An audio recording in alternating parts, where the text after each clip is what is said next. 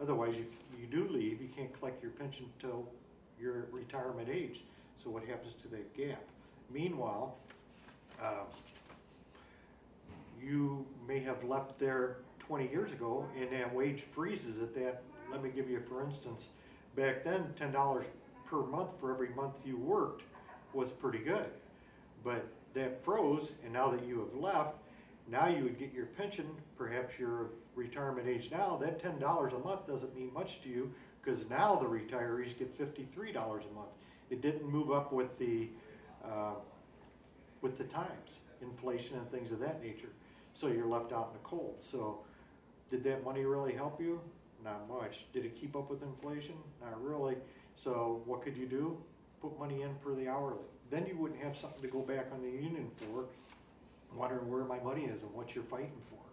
This is a responsibility for them to look out after us, and they really need to do this. Okay, sense of entitlement.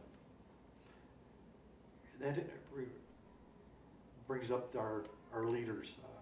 Seems like once they are in office for a while, they forget and they're not on the floor, and they have a sense of entitlement that they deserve certain things, and we're just there for their pleasure.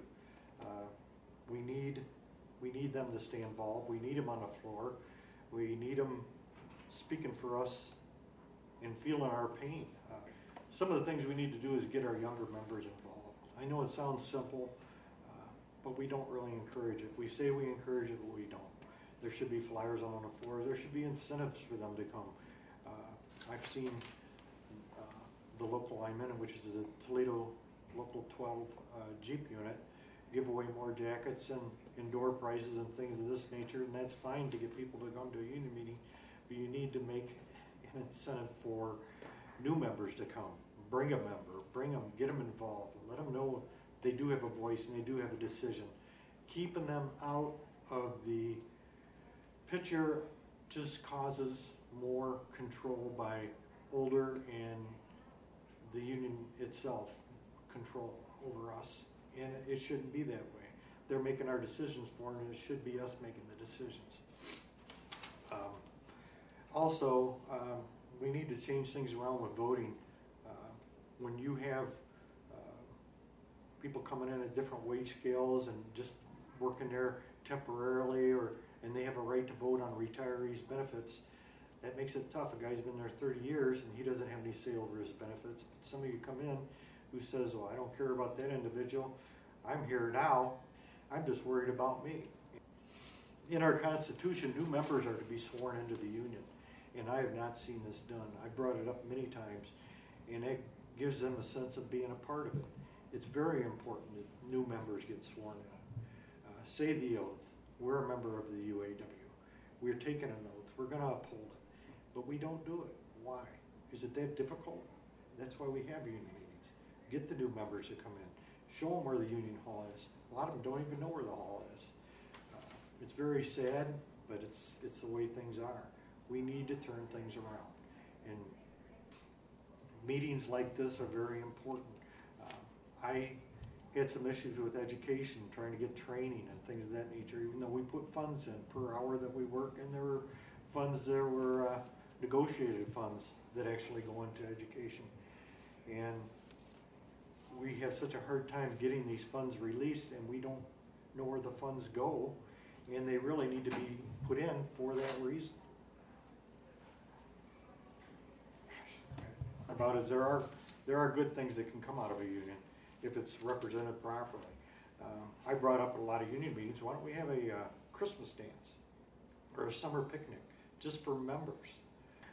Back to the Constitution, they cancel meetings and don't tell us. I mean, we went a whole summer without any meetings. And that's part of the platform that this group regime organized and ran for, and ran on that they're going to uphold the Constitution. We haven't had a bylaws meeting in over a year. That's unconstitutional. We're supposed to have them every month. So where are we? We're right back to ground one. It's wrong, and we need to be represented.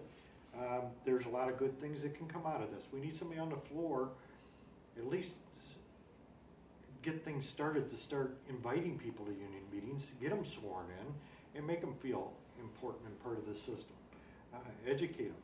I don't see it where I'm at. And they put a paper out, a newspaper comes out once a month, and well, it comes out quarterly, doesn't it? Solidarity. And I just look at it and shake my head like, what solidarity? There's no solidarity here. Right now, the only thing we do is manage by stress. When the green light comes on, if it stays on, then they know they can load you up some more. You get a lot of red lights, they have to look at your project or your process. This is something that Soldiers of Solidarity came and shared with us in Toledo with Greg Shotwell, and woke a lot of our members up to say, wow, you know, it's just managed by stress, managed just overload. You'll have, for instance, 5 people on the door line, putting trim on, rubber, all kinds of different jobs, and then all of a sudden they keep pushing and squeeze until you have 4 people there, and they just time you, and they time you, and they time you. 57 seconds out every minute, you have to be working till that bell rings, till you got to be on your feet, you got to keep moving. Now, guess what? Now 4 people are doing it. No, they can get it down to 3 people, and you try to keep up. You get younger people in there, and they're trying to show their worth. They're taking a pay cut. Now we have 2-tier operations with pay cuts. These guys come in at $14 an hour. Where are they going to go? Their insurance isn't going to be as good as ours. They're probably just for the individual, not for the family.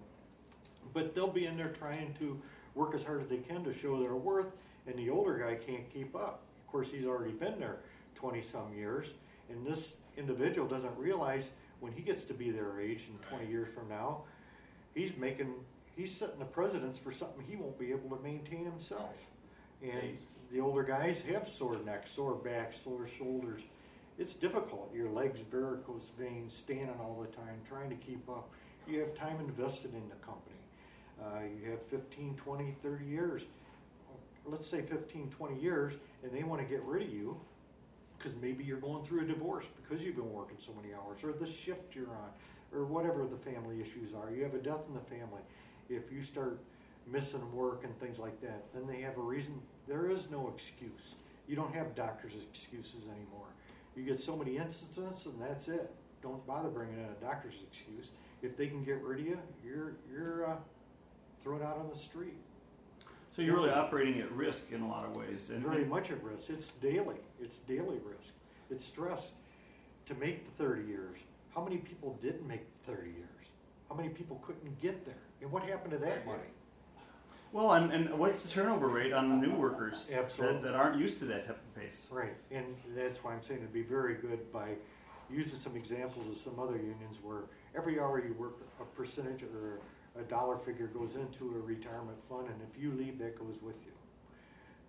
Whether it's a 401k or any type of fund, but anyway, that money should be earmarked for you, and it shouldn't be in a pool like we're doing at this time. It can be manipulated, changed, you'll pay me later. The V.E.B was very good at doing that, and when I left, I knew where my money was. And if the market changed, then that was my prerogative as to what I wanted to do with it. But at least I had a choice. In this industry, you don't have a choice.